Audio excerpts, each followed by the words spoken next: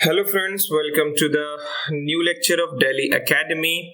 आज मैं आपको जो पढ़ाने जा रहा हूँ टेंसेस के बारे में। ठीक है, लेकिन मैं टेंसेस पढ़ाने से पहले आपको पढ़ाऊंगा थोड़ा सा जो है सेंटेंसेस के बारे में। ठीक है, क्योंकि सेंटेंसेस पढ़ाने के बाद ही मैं आपको टेंसेस पढ़ाऊंगा तो आपकी समझ में आएगा।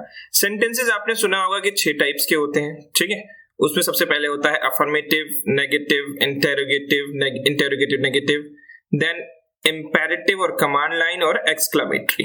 ठीक है, तो वन बाय वन हम इन सेंटेंसेस को लेते हैं कि सेंटेंसेस कैसे एक्चुअली इनके टाइप्स क्या होते हैं, इनमें क्या क्या फर्क होता है।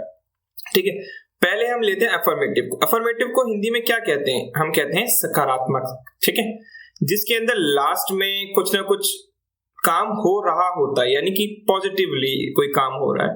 मैंने कहा कि मैं खाना खा रहा हूं या खाता हूं, खा चुका हूं। इस तरह के जो सेंटेंस हैं जिसके अंदर लास्ट में हर काम नॉर्मली हो रहा है, उसके अंदर कोई नहीं का इस्तेमाल नहीं हो रहा है, मतलब हर काम स्टेटमेंट वाइज हो रहा है, तो दैट इज कॉल्ड अफर्मेटिव, सकारात्मक। नेगेटिव क्या होते हैं? उन्हें हम नकारात्मक कहते हैं, और जिसके अंदर नहीं का इस्तेमाल होता है।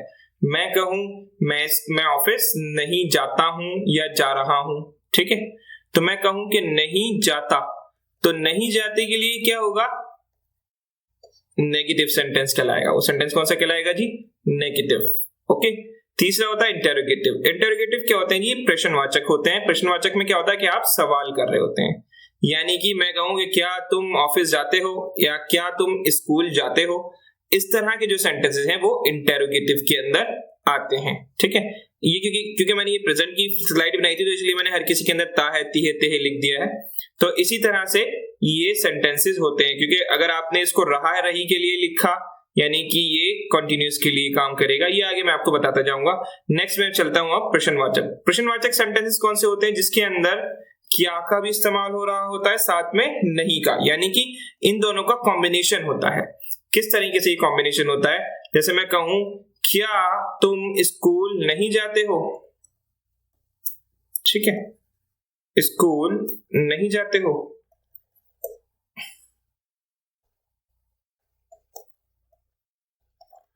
तो अब आपने देखा कि मैंने इसमें क्या का भी इस्तेमाल किया, साथ में नहीं का भी इस्तेमाल किया, तो ये सेंटेंस क्या कहलाते हैं? इंटेरोगेटिव नेगेटिव कहलाते हैं। इसके अलावा एक ये जो होते हैं अनिवार्य या फिर आदेशात्मक सेंटेंसेस होते हैं, और एक्सक्लेमेटरी सेंटेंसेस होते हैं, जो कि सडन एक्सप्रेशन को, आपके सडन कोई फीलिंग आपके अंदर आई है, उसके लिए हम इन सेंटेंस का इस्तेमाल करते हैं। जैसे मैं कहूं ओह, या मैं कहूं वाओ, कोई अमेजिंग चीज देखने के बाद, तो इस तरह के सेंटेंस एक्सक्लेमेटरी के अंदर आते हैं। ठीक है, तो आपको क्या करना है? इन 4 सेंटेंसेस के बारे में हमें पढ़ना है हर टेंस के अंदर।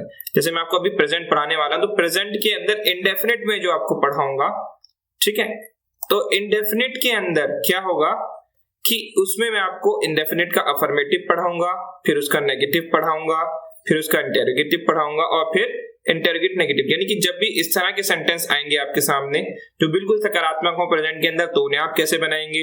नेगेटिव में अगर सेंटेंस आ गया तो हम उसके अंदर डूडल्स का इस्तेमाल करेंगे, वो किस तरह से होगा।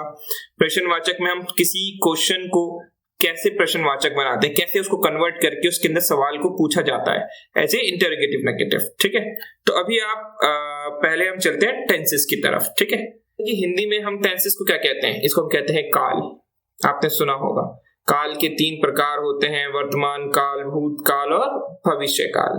ठीक है, तो देखिए ये जो इसकी डेफिनेशन है, यानी कि हम जो भी बात बोल रहे होते हैं, इसके अगर हम ग्रामेटिकल डेफिनेशन चेक करें, तो tense is a category that expresses time reference with reference to the moment of speaking. तो यानी कि आपके मोमेंट ऑफ स्पीकिंग को टाइम से जोड़ने का, यानी रेफरेंस लेने के लिए हम जो टेंस का इस्तेमाल करते हैं। टेंस का एक्चुअली ये लैटिन वर्ड है। ठीक है, इसका असल मतलब होता है टाइम, हमारी लैंग्वेज में वक्त। ठीक है, तो अभी हम आपको जो बता रहे हैं वो टेंसेस हिंदी में, इंग्लिश में इनको क्या बोला जाता है। तो इंग्लिश में भी टेंसेस होते हैं, और इंग्लिश में भी टेंस कितने टाइप के होते हैं? हमारे 3 टाइप के होते हैं। एक होता है प्रेजेंट, एक होता है पास्ट, और एक होता है फ्यूचर। ठीक है, यानी कि जो अभी की बात करेगा वर्तमान की जो बात करेगा, अभी की बात करेगा, वो होगा प्रेजेंट। भूतकाल की बात करेगा, बीते हुए कल की बात करेगा, जो बीत चुका है उसके लिए हम पास्ट का इस्तेमाल करेंगे, और जो आने वाला है, आने वाले के लिए फ्यूचर का इस्तेमाल होगा। ठीक है, यानी कि फ्यूचर के लिए हम आने वाले के लिए इस्तेमाल करेंगे। ठीक है, तो प्रेजेंट के अंदर भी जब हम पढ़ेंगे प्रेजेंट टेंस, तो उसके भी 4 पार्ट होते हैं। एक होता है प्रेजेंट इंडेफिनिट, एक होता है प्रेजेंट कॉन्टिन्यूअस, एक होता है प्रेजेंट परफेक्ट, और इसके बाद होता है प्रेजेंट परफेक्ट कॉन्टिन्यूअस। तो ये जो 4 तरह के हमारा ये प्रेजेंट का टेंस है, ऐसे ही हमारा पास्ट के अंदर भी इंडेफिनिट आएगा, कॉन्टिन्यूअस आएगा, परफेक्ट आएगा, and same that will come in the future also. तो अभी हम one by one in sentences को पढ़ेंगे, इन टेंसेस को पढ़ेंगे। तो आज हम जो पढ़ने जा रहे हैं क्या? Present indefinite. कि प्रेजेंट इंडेफिनिट के अंदर क्या होता है, ये है प्रेजेंट इंडेफिनिट टेंस। ठीक है, प्रेजेंट इंडेफिनिट को हमने लिया, इसकी पहचान क्या होती है? जिन सेंटेंस के आखिर में, जिन सेंटेंसेस के आखिर में, वर्ड ध्यान से सुनिए, जिन सेंटेंस के आखिर में ता है, ती है और ते है आता है, वो क्या कहलाते हैं? प्रेजेंट इंडेफिनिट के सेंटेंसेस कहलाते हैं। जैसे मैं आपसे ये अभी कहता हूं, वो जाता है या वो आता है, वो स्कूल जाता है, वो किताब पढ़ता है, यानी इस तरह की चीजें हमारी जो रूटीन में आती हैं, रूटीन वाली, जनरल, उनको हम किस में लेते हैं? प्रेजेंट इंडेफिनिट, जो कि डेफिनेट नहीं होती। इंडेफिनिट से मतलब समझ में आया आपकी? डेफिनेट नहीं है।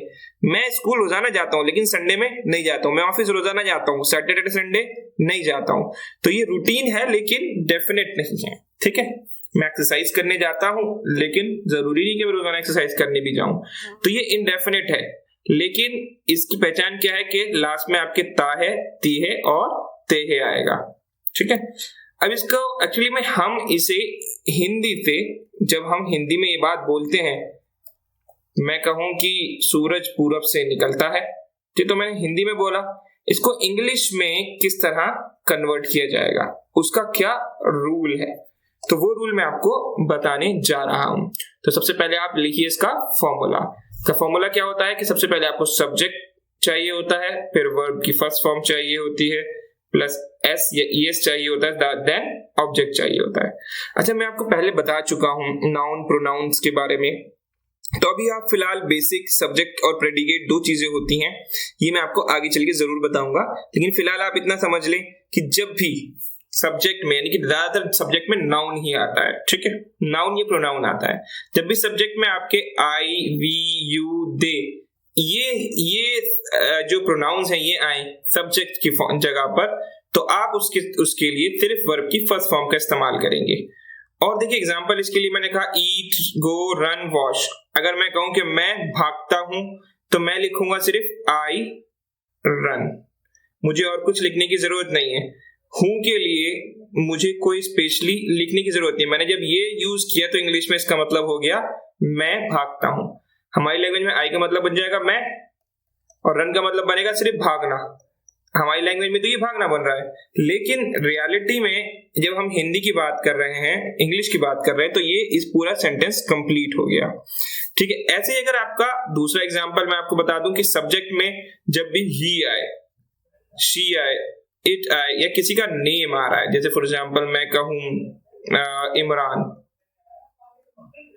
तो जब ये सेंटेंस आएगा तो इसके साथ हम वर्ब की फर्स्ट फॉर्म का इस्तेमाल करेंगे, plus as per the situation हम एस और ईएस का इस्तेमाल करेंगे। ये मैं आपको अभी अगली स्लाइड्स के अंदर बताऊंगा कि कब आपको एस का इस्तेमाल करना है और कब ईएस का इस्तेमाल करना है। ठीक है, तो अभी हम आपको पहले इसकी एक एग्जांपल बताते हैं। किसका एग्जांपल बताते हैं?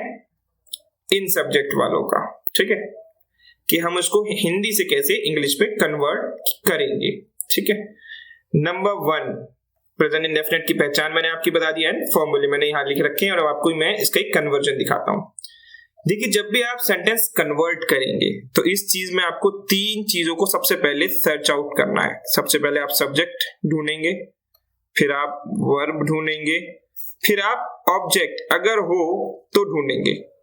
कई बार ऑब्जेक्ट नहीं भी मिलेगा आपको। ठीक है, अब इस एग्जांपल के अंदर हमें सब्जेक्ट ढूंढना है। सब्जेक्ट के मतलब मैंने आपको बताया नाउन या प्रोनाउन को मोस्टली सब्जेक्ट कहते हैं, लेकिन ये जरूरी नहीं है, सब्जेक्ट डिपेंड करता है ये किस तरह का है। लेकिन अभी मैं फिलहाल आपको बेसिक बता रहा हूं, तो इसमें आप ये समझ लें कि जो नाउन प्रोनाउन है उसे हम सब्जेक्ट कहते हैं।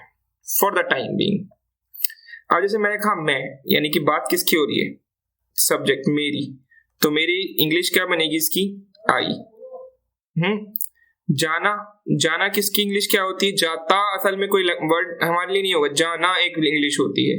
तो जो वर्ब होता है वो मैंने आपको पहले ही बताया था, एक्शन को कहते हैं। तो इसके लिए हम इंग्लिश क्या यूज करते हैं, गो। बात समझ में आई।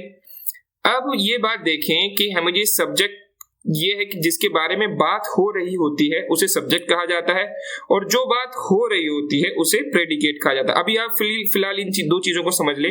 सब्जेक्ट किसे कहते हैं, जिसके बारे में बात हो रही है, और जो बात हो रही है उसे हम क्या कहते हैं, उसे हम प्रेडिकेट कहते हैं।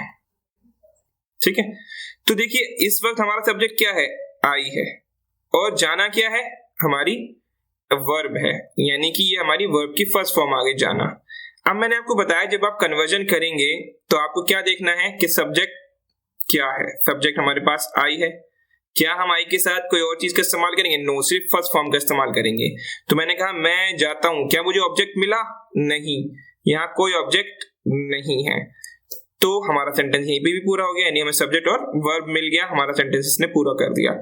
अब हूं के लिए हम क्या इस्तेमाल करें, ऑब्वियसली हमारी लैंग्वेज के अंदर ये 3 वर्ड बन रहे हैं। अभी तो यहाँ पे आई गो हुआ, यानी कि मैंने इस सेंटेंस को बनाया तो इसका आंसर क्या बनेगा, आई गो, मैं जाता हूं, मैं जाता बन रहा है। हूं के लिए मैं क्या यूज कर रहा हूं, हूं के लिए आपको कुछ भी इस्तेमाल नहीं करना है, क्योंकि जब आपने सब्जेक्ट और वर्ब को उसके ऑर्डर में लगा दिया, यानी कि उसके ऑर्डर में सब्जेक्ट को और वर्ब को उसके ऑर्डर में लगा दिया, तो ये इंग्लिश के हिसाब से सेंटेंस कंप्लीट हो चुका।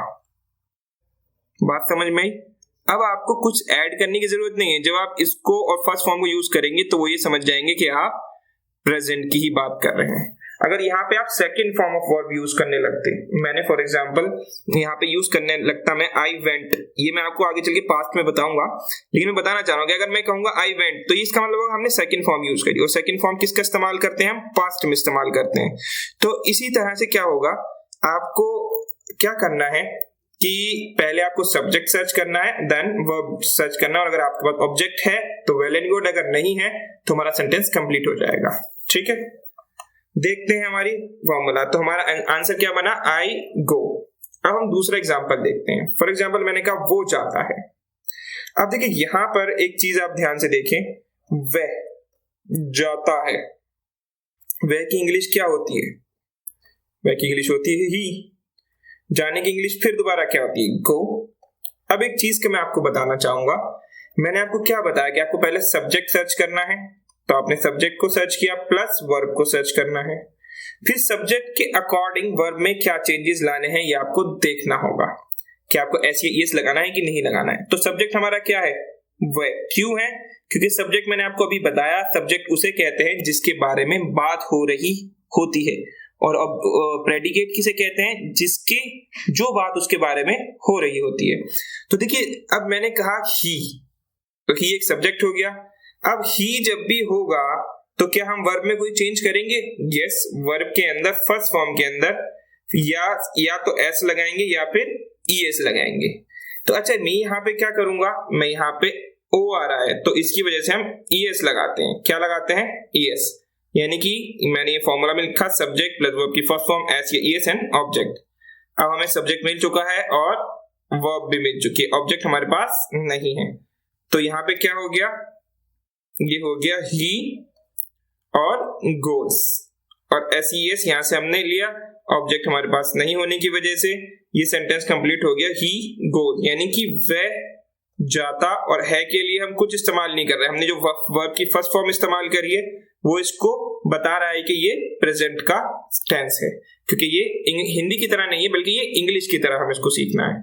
ठीक है, यानी कि मैंने आपको दोनों के एग्जाम्पल बता दिए, एग्जाम्पल इसका भी बता दिया कि सब्जेक्ट में आई वी यू दे आएगा तो आप वर्ब की फर्स्ट फॉर्म का इस्तेमाल करेंगे, और ही शी इट आएगा तो वर्ब की फर्स्ट फॉर्म के साथ एस या एस का इस्तेमाल करेंगे। अच्छा देखिए, गो है तो इसके लिए हमें ई एस लगाना पड़ेगा, लेकिन अगर रन है तो इसके लिए एस लगाना पड़ेगा, एस एच आ रहा है तो हमें ई एस लगाना पड़ेगा। अब आप कंफ्यूज हो जाएंगे कि कब आप एस लगाएं और कब ई एस लगाएं, तो इसके लिए मैं आपको आगे बताऊंगा कि आपको कैसे लगाना है, लेकिन पहले उससे मैं आपको कुछ सेंटेंसेस और बता दूं जिससे आपकी कुछ क्लियर समझ में आ जाए। अब देखिए मैंने इस बार सेंटेंस के अंदर तीनों चीजें ली है, यानी कि सब्जेक्ट भी लिया है, वर्ब भी लिया है और ऑब्जेक्ट भी लिया है। ठीक है, कैसे? अब आप देखें, हम खाना खाते हैं, तो हम क्या है, हम की इंग्लिश क्या होती है? हम की इंग्लिश होती है वी। खाना खाते यानी खाना एक तो चीज हो गई फूड, और खाना प्रोसेस है यानी हम चीज चबा के खा रहे हैं, यानी एक्शन परफॉर्म कर रहे हैं। तो इसकी इंग्लिश क्या होती है खाने की? जो हम इनगल्फ कर रहे हैं, हम अंदर जो निगल रहे हैं, उसकी इंग्लिश होती है ईट। क्या होती है? ईट। अब देखिए मैंने आपको बताया था आपको तीन चीजें सर्च करनी होती हैं जब भी कोई सेंटेंस आपको बनाना होता है। एक सब्जेक्ट सर्च करना होता है, एक वर्ब सर्च करना होता है एज पर द सिचुएशन। अगर सब्जेक्ट जो भी है उसके लिए एस या ईएस लगाना है हमें कि नहीं लगाना, या फिर ऑब्जेक्ट। यानी हम तीन चीजें पहले हम सर्च कर लें, सब्जेक्ट सर्च कर लें, वर्ब सर्च कर लें और ऑब्जेक्ट सर्च कर लें, फिर उसे फॉर्मूले में फिट कर दें। अब मैंने सब्जेक्ट आपके बारे में बताया कि बात किसके बारे में हो रही है? हमारे बारे में। तो हमारी इंग्लिश क्या हो गई? सब्जेक्ट की वी। बात समझ में आई? अब देखिए वर्ब क्या है हमारी? ईट। हमने ईट लिख दिया। अब हमें एस या ईएस लगाना है कि नहीं लगाना, इसके लिए हमें सब्जेक्ट की तरफ वापस जाना पड़ेगा। सब्जेक्ट क्या है? वी। और वी जब भी आएगा तो हमें वर्ब के अंदर कुछ लगाना है? नहीं लगाना। तो यानी कि इसमें हम एस ईएस नहीं लगाने वाले हैं। प्लस अब हम ऑब्जेक्ट की बात करेंगे। ऑब्जेक्ट हमारे पास क्या है? फूड। बात समझ में आई यहां तक? तो हमारा जो सेंटेंस है वो क्या बनेगा? वी यानी सब्जेक्ट, ईट एंड फूड, और एस ईएस हमें नहीं लगाना है। बात समझ में आई? हम खाना खाते हैं। नेक्स्ट मैं आपको बताने जा रहा हूं नेक्स्ट सेंटेंस, वो लिखा है वो खाना खाती है। सिंपल सिंपल सेंटेंस है। अब देखिए मैं इसके बारे में आपको फिर वही कहूंगा कि आप पहले सब्जेक्ट को सर्च करें, फिर वर्ब को सर्च करें एंड ऑब्जेक्ट को सर्च करें। सब्जेक्ट हमारे बारे में क्या है? वह, यानी कि उसकी बात हो रही है, तो उसके लिए क्या हो जाएगा? इंग्लिश। अच्छा, वो खाती है। खाती का मतलब क्या है? कि वो एक लड़की है, तो हम लड़की के लिए क्या इस्तेमाल करते हैं? शी। खाती यानी कि एक्शन क्या परफॉर्म कर रही है? अच्छा, खाने की इंग्लिश क्या बनेगी? फूड। और खाती की इंग्लिश क्या बनेगी? ईट। अब देखिए एक चीज को, क्या अब इसे हम फॉर्मूले में कैसे फिट करते हैं। तो देखिए सब्जेक्ट में हमने क्या लिखा? शी। वर्ब के अंदर हमने क्या लिखा? ईट। एस ईएस की लगाने की जरूरत है? यस, मैंने आपको यहाँ पे लिख दिया एग्जाम्पल, ईट्स आ जाएगा यहाँ पर, क्योंकि इसके अंदर एस लगता है। इसका रूल मैं आपको आगे बताऊंगा, लेकिन फिलहाल आप इतना ध्यान रखें कि वर्ब की फर्स्ट फॉर्म है और हमारे पास सब्जेक्ट शी है। तो जब भी हमारे पास सब्जेक्ट क्या होगा? शी होगा, तो क्या हो जाएगा? जब भी हमारे पास सब्जेक्ट होगा शी, तो हमें वर्ब की फर्स्ट फॉर्म के अंदर एस या एस लगाना होगा। तो मैंने इसके अंदर एस लगाया और फूड लगाया, तो ये हमारा सेंटेंस कंप्लीट हो गया। She Yeats food. इसका मतलब क्या बन गया? वो खाना खाती है। अच्छा, हमारी लैंग्वेज में क्या बना? हमारी लैंग्वेज में बनेगा शी यानी वो खाती है खाना, लेकिन इंग्लिश के अंदर ही कंप्लीट बनेगा वो खाना खाती है। और है के लिए मैंने आपको पहले बता दिया, जिस तरह से आप वर्ब का इस्तेमाल कर रहे हैं तो उस वर्ब से क्लियर हो जाएगा कि आप प्रेजेंट की बात कर रहे हैं, इसलिए आपको है के लिए स्पेशली कोई लफ्ज यूज नहीं करना है। ठीक है, नेक्स्ट अब हम प्रेजेंट इंडेफिनिट के रूल्स के बारे में जानते हैं कि कब हमें एस लगाना है और कब एस ईएस लगाना है। देखिए अगर कोई मेन वर्ब है, उसके लास्ट में ओ आ रहा है, डबल एस आ रहा है, एफ एच आ रहा है, सी एच आ रहा है, तो आप उसके अंदर ई एस लगाएंगे। एग्जाम्पल के तौर पे मैं आपको दिख देता हूं, जैसे मैंने लिखा डू, डू के अंदर लास्ट में क्या आ रहा है? ओ आ रहा है, तो हम यहाँ पर डज लगाएंगे, यानी कि ई एस का इस्तेमाल हम कर रहे हैं। डबल एस जहां पे आएगा, जैसे फॉर एग्जाम्पल मैंने यहाँ पे लिखा पास, तो यहाँ पे हो जाएगा पासिस। अब देखिए सी एच कहीं पे आ रहा है, तो सी एच के लिए मैंने क्या लगाया? Watch, watches. अच्छा, कहीं पर ऐसा है कि एस एच आ रहा है, यस एस एच आ रहा है, तो यहाँ पे पुश, तो ये पुशेस। यानी एज पर द रिक्वायरमेंट, मैंने आपको जैसे बताया किसी भी वर्ब के, यानी जो वर्ब लिखी गई हैं ये सारी, इनके आखिर में ये आ रहे हैं, तो आप इनके लिए ईएस लगाएंगे। ठीक है, दूसरा रूल क्या है? जब भी मेन वर्ब के आखिर में कंसोनेंट आ रहा है प्लस वाई आ रहा है, ठीक है, तो क्या होगा कि हम इसके लिए वाई जो होता है ना, वाई जब भी कंसोनेंट और वाई आएगा तो वाई की जगह को हम आई से बदल देंगे और उसके बाद ईएस लगाएंगे। जैसे कि अब आप एग्जांपल देखिए, जैसे मैंने लिखा मैरी, ये क्या है? ये कंसोनेंट है। कंसोनेंट के बाद फिर ये सॉरी ये वाला कंसोनेंट है, ये वाला, और कंसोनेंट के बाद आपका y आ रहा है। तो मैं यहाँ जो ये y है इसको चेंज कर दूंगा I से, ठीक है, और es में इसका इस्तेमाल करूंगा। ऐसे ट्राई है तो यहाँ पे भी फिर दोबारा R आ गया, कंसोनेंट और y, तो यहाँ पे मैंने y को किस में बदल दिया, इसमें, और es लगा दिया। बात समझ में आई? फ्लाई, फ्लाई का मतलब होता है उड़ना, उसके लिए हम क्या लगाते हैं, आई लगाते हैं, आई की जगह y की जगह पर आई करेंगे और es लगाएंगे, ठीक है। तीसरा रूल क्या है कि अगर मेन वर्ब में वोवेल प्लस y हो तो हम सिर्फ s लगाएंगे। एग्जांपल आपके सामने है, जैसे मैंने कहा से, ये वोवेल है और ये y है, तो इसकी जगह पे हम क्या कहेंगे, सेज। ये है प्ले, इसको हम कहेंगे प्लेस। अगले बाकी जितने भी रेस्ट है उसके अंदर हम s लगाते हैं, लेकिन कुछ एक्सेप्शंस भी होते हैं, ठीक है। तो वो एक्सेप्शंस आपको मैं आगे फ्यूचर में बताता रहूंगा। तो यानी अब आपको इस चीज का ध्यान रखना है कि अब कब आप s लगाएंगे और कब es लगाएंगे। तो हम चलते हैं कन्वर्जन की तरफ। जितना हम कन्वर्जन करेंगे उतना हमारी समझ में आएगा, ठीक है। तो मैंने आपके लिए पहले यहाँ पे देखिए ये फॉर्मूला लिख रखा है यहाँ पर, ठीक है। आपको क्या करना है, अब यहाँ पे सेंटेंसेस को कन्वर्ट करना है। मैंने कहा कि मैं खत लिखता हूं, ठीक है। तो सॉरी, यहाँ पे मैं के लिए मैं क्या इंग्लिश यूज करूंगा, मैं यूज करूंगा आई। लिखना क्या होता है, राइट, ठीक है, और लिख क्या रहा हूं मैं, खत, यानी कि लेटर, ठीक है। अब इसमें सब्जेक्ट क्या है हमारा, सब्जेक्ट हमारा ये हो गया, वर्ब क्या है, लिखना, ठीक है, ये वर्ब हो गई, और ये क्या हो गया, ऑब्जेक्ट हो गया। हो गया कि नहीं हो गया? ये तीनों चीजें मेरे सामने आ चुकी हैं। अब आपको क्या करना है, इसको फॉर्मूले के हिसाब से, ये जो फॉर्मूला के हिसाब से अरेंज कर दें, आपका सेंटेंस कंप्लीट हो जाएगा। मैं लिखूंगा आई, यानी कि subject, right, I write a letter, मैं एक लेटर, ये आके एक ही आर्टिकल होता है, ये हम कब लगाते हैं, जब भी हम एक चीज के लिए इस्तेमाल करते हैं। ये मैं आपको फ्यूचर में बताता जाऊंगा। फिलहाल आप समझ लें कि जब भी लेटर आएगा या फिर गाना गाने का आएगा तो हम उसके लिए एक इस्तेमाल करेंगे, यानी कि आर्टिकल का इस्तेमाल करेंगे। तो आई राइट अ लेटर, मैं एक लेटर लिखता हूँ। अब मैंने लिखा हसीन गाना गाता है, तो हसीन एक नेम है, और जब भी नेम आएगा तो मैंने आपको क्या बताया था, यहाँ पे आप देखें नेम आएगा कोई तो हम क्या लगाएंगे, वर्ब की फर्स्ट फॉर्म के साथ एस या एस का इस्तेमाल करेंगे। तो पहले हसीन एक नेम हो गया, यानी कि ये सब्जेक्ट हो गया हसीन। अब देखिए गाना गाता, यानी गाना एक तो गाना हो गया, तो ये ऑब्जेक्ट बन जाएगा, यानी कि सॉन्ग, यानी कि एक गाना गा रहा है वो अ सॉन्ग। और सिंग क्या होता है, यानी वो एक्शन परफॉर्म कर रहा है, वो लय बना के गा रहा है, तो ये सिंग।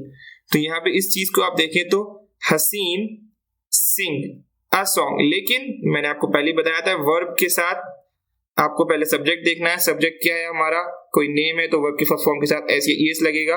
तो हमारा सेंटेंस क्या बनेगा, हसीन सिंग अ सॉन्ग। कंप्लीट सेंटेंस यहां पर है आपके, हसीन सिंग्स अ सॉन्ग। अब मैं से कहूं मैं उसे अंग्रेजी पढ़ाता हूं। अब आप इस बात के लिए ध्यान दें, यहां पे मुझे सबसे पहले आपका सब्जेक्ट ढूंढना है। तो बात किसकी चल रही है, मेरी, तो मैं सब्जेक्ट हो गया, तो मेरी इंग्लिश क्या बनेगी, आई। उसे यानी कि किसी और को पढ़ा रहा हूं, उसकी इंग्लिश क्या बनेगी, ये मैं आपको बताता हूं अभी। उससे पहले आप ये करें कि सब्जेक्ट वर्ब ढूंढें। सब्जेक्ट के बाद वर्ब क्या है आपकी, पढ़ना या पढ़ाना। मैं उसे अंग्रेजी पढ़ाता हूं, सॉरी मैंने गलत कर दिया है, पढ़ाता हूं, ठीक है। तो पढ़ाने के लिए क्या आता है, टीच। पढ़ा किसे रहे हैं, इंग्लिश पढ़ा रहे हैं, इंग्लिश ये हो गया, ठीक है। अब क्या है, बात चल रही है उसे, उसे के लिए हम क्या यूज करेंगे, ठीक है।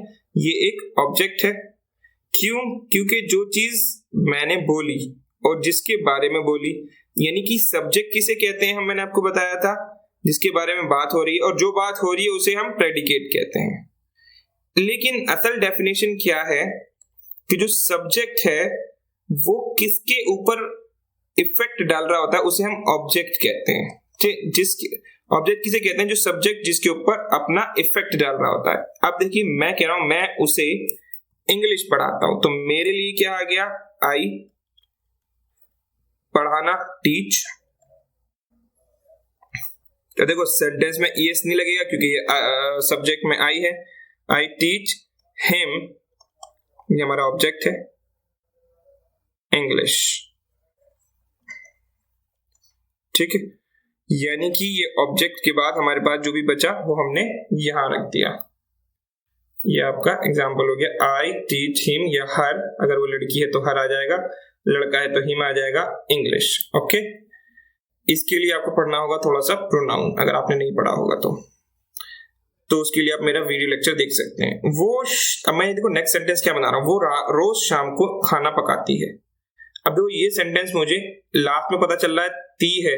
देखो हर चीज में ध्यान देखो, ता है, ता है, ता है, ती है, ते हैं, ते हो, यानी कि सेंटेंस कौन सा है, प्रेजेंट का इंडेफिनिट की पहचान हमारी हो रही है इसमें। साथ में क्या हो रही है, प्रेजेंट, एक तो देखो प्रेजेंट है, इंडेफिनिट है। अब यहाँ पे हम देखते हैं वो रोज शाम को खाना पकाती है, तो हम सबसे पहले क्या सर्च करेंगे, सब्जेक्ट। तो किसकी बात चल रही है, वो किसकी बात हो रही है, शी, यानी पकाती। इससे आपको पता करना होगा कि शी है या ही है। अब देखो रोज के लिए हम क्या यूज करते हैं, एवरीडे यूज कर सकते हैं या डेली भी यूज कर सकते हैं। शाम के लिए हम क्या यूज करते हैं, इवनिंग यूज करते हैं। पहले ना आप इंग्लिश के सेंटेंसेस से पहले उनके वर्ड्स को पता कर लें। अब देखो शाम को खाना, अब खाना बनाने की इंग्लिश क्या होती है, खाने की इंग्लिश होती है फूड, और पकाने की इंग्लिश क्या होती है, कुक। आपने सब कुछ निकाल लिया, और है के लिए आपने तो पहले ही बता देगा, आप फर्स्ट फॉर्म का जब इस्तेमाल करेंगे तो वो है को दर्शा देगा। अब देखो इन सारी चीजों को आप ऑर्डर में कैसे लगाएंगे, आपको सिर्फ सब्जेक्ट लेना है। सब्जेक्ट में क्या है, शी, और जब ये शी होगा तो वर्ब की फर्स्ट फॉर्म के अंदर एस या ईएस लगेगा। तो मैं क्या लिखूंगा, वो, शी, वर्ब आएगी इसके बाद, वर्ब क्या आती है हमारी, कुक। ठीक है, पकाने की इंग्लिश क्या होती है, कुक। हम एस ई एस लगाएंगे, यस, इसके अंदर एस लगाएंगे। ठीक है, मैंने आपको बताया था, बाकी रेस्ट के अंदर एस लगेगा। और पकाने के बाद क्या बना रही है, शी कुक्स फूड। ठीक है, अब मैं कहूंगा शाम को, तो मैं कहूंगा एवरी इवनिंग, EVERY, एवरी, यानी कि रोज, EVEING, इवनिंग। तो मैं क्या लिखूंगा इसका क्या बन के आएगा, शी कुक्स फूड डेली या एवरी डे। ठीक है, इन द इवनिंग मैं ये भी लिख सकता हूं, और शी कुक फूड डेली, आप ये यूज कर सकते हैं, she कुक्स food daily in the evening, या फिर every day in the evening. Okay, next है, अच्छे लड़के माता पिता का कहना मानते हैं। ठीक है, अब आप ध्यान से देखें, यहाँ पे जो आपका सब्जेक्ट है वो क्या है, अच्छे लड़के, ये छुपा हुआ है। अब अच्छे लड़कों के लिए क्या आएगा, गुड बॉयज। बात समझ में, यानी कि एक से ज्यादा है बॉयज। माता पिता का कहना मानते हैं। अब मैंने आपसे क्या कहा था, कहना मानना, मानने को क्या कहते हैं हम, ओबे। क्या कहते हैं, फर्मा बरदारी करना, मानना, ओबे। कहना क्या होता है, लिसन, यानी कि हमारे लैंग्वेज में तो माता पिता का कहना, हम अपनी लैंग्वेज में क्या कहेंगे, जो माता पिता बोल रहे हैं उसे सुन रहे हैं। ठीक है, अब आप इसको किस तरह से बनाएंगे, आप बनाएंगे गुड, ठीक है, बॉयज। इसके बाद देखिए गुड बॉयज क्या है, प्लूरल आ चुका है, और यहाँ पे क्या है, दे, यानी कि दे के अंदर बहुत या फिर ये मैं एक चीज इसके अंदर ऐड कर सकता हूँ, है प्लूरल। ठीक है, तो हम प्लूरल के अंदर क्या है, वर्ब की फर्स्ट फॉर्म का इस्तेमाल करेंगे। तो गुड बॉयज ओबे देयर पेरेंट्स।